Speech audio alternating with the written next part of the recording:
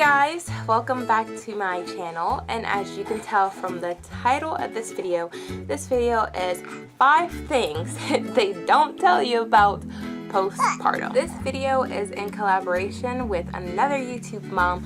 Her name is Jonier and her channel is Canadian whatever. She also does a bunch of different mommy videos, and I'm going to leave her channel down below in the description box. She's also going to be talking about 5 things that they didn't tell her about postpartum, so she can share with you guys. So yeah, I'm just gonna hop right into it. And yeah, postpartum hormones, definitely one of the top things that they do not tell you that really happens.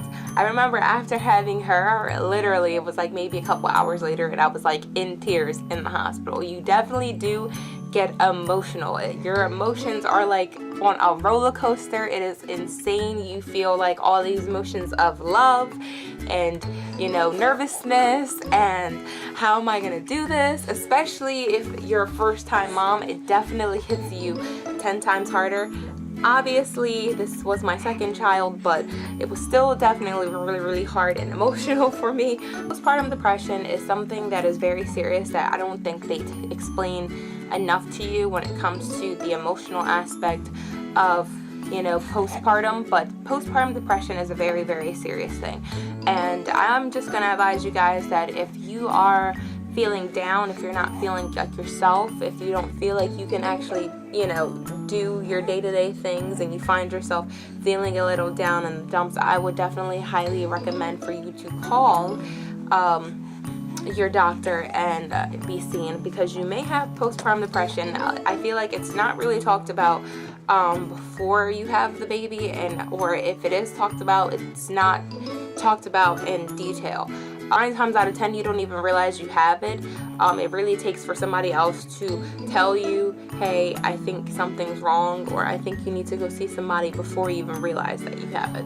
Number 2 on this list would definitely be sex. Now, yes, TMI, I know this is about to get down into the nitty-gritty, but it is what it is. I'm just being completely honest with you guys. They actually say 35% of women that show up to their 6-week appointment actually end up pregnant again, which is crazy, but is definitely true. So just a helpful tip out there: if you don't want to end up with Irish twins, definitely pay attention, guys. Your sex drive may be a little iffy for the first couple of months. Now, meaning especially if you're exclusively breastfeeding, something I've realized is that you may have a really low sex drive, but don't be discouraged.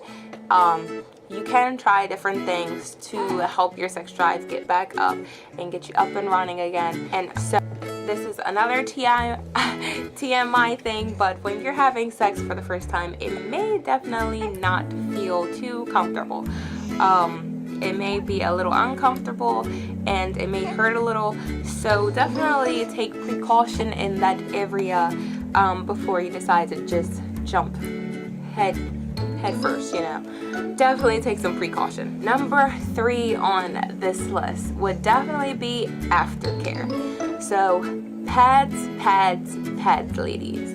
You are not going to be able to use tampons until, you know, maybe get your period back finally. But as far as postpartum bleeding, no, you are not allowed to use anything up there. Not a Diva cup, not tampons, pads all the way. Another thing is for them hemorrhoids. So let's just be real, getting down to the nitty-gritty again. Listen, you may have hemorrhoids after having a baby. I know that's not talked about a whole lot, but that is the truth. So hemorrhoid pads is gonna probably be your best friend. They are coated with witch hazel, which definitely soothes down there a little bit and makes it a little bit more comfortable for you as well. And Dermasol, I think that's what it's called. It's Dermasol. It is a spray. It is probably gonna be your best friend. You're probably gonna fall in love with it. It is a pain relief spray that you kind of spray down there, and it helps numb the area for a little bit and make you feel a little bit more comfortable, because after having a baby, trust and believe, you're gonna be uncomfortable. Number 4 on the list is definitely something I feel like is not talked about a little often, but support. Yes, support. You need a support team you need it, you need the help. If somebody offers to make you dinner, let them make you dinner. If somebody offers to watch your other child for you for a couple hours, take that help, because definitely you will need it with a new baby. Your sleeping schedule will be off, you're going to be exhausted, you're going to be tired and anxious and feeling emotional. So it'll just help you in so many aspects. Thank God when I had her, I had my older sister who really definitely helped out a whole lot with my older child, and my mother-in-law actually was a big help too. My mom was a big help. She came over and checked on me every once in a while and brought me a couple things so I wouldn't have to head out to the store. So definitely I would say support. My whole entire family came together to support me. My grandparents, my mom, my in-laws, my siblings. So yeah, body changes is another one, guys. So let's just get real. Your boobies are going to be huge, are going to be heavy, it's going to be uncomfortable. If you're breastfeeding, it's going to be even more uncomfortable because you're going to have a little tiny little earthling suckling on you, and like the first couple of weeks it may be a little uncomfortable because of your nipples, but aside from breastfeeding, your boobs definitely have to have some release from that milk, and it's gonna hurt. Your boobs are gonna get like rock solid. From what I heard, I breastfeed, so I don't know that, but from what I heard, your boobs get like rock solid, and it is terrible. So just saying, you will still look pregnant. When you leave the hospital, you will still look like you're at least a couple months pregnant, because your uterus has to go down first. When I mean go down, I mean your uterus has to shrink in order for you to actually go back to the size you were before.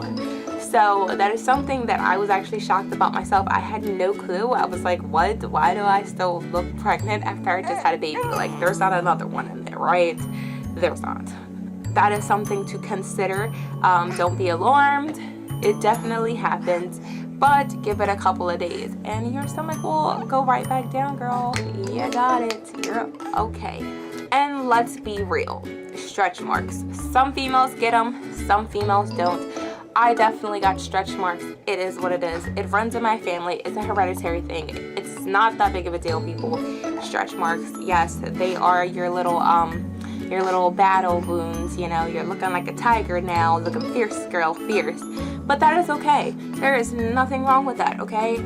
I understand that you get stretch marks, you know, you could try all types of creams up and down. It may fade them. Honestly, I used cream my entire pregnancy and it did help fade them a little bit, but they're still gonna be there, and that's just motherhood, okay? It's okay. We all understand. It's just stretch marks. It's not that big of a deal. So just be proud, wear them, because you just brought one of these little munchkins into the world, and that's really all you're going to be worried about for the next forever.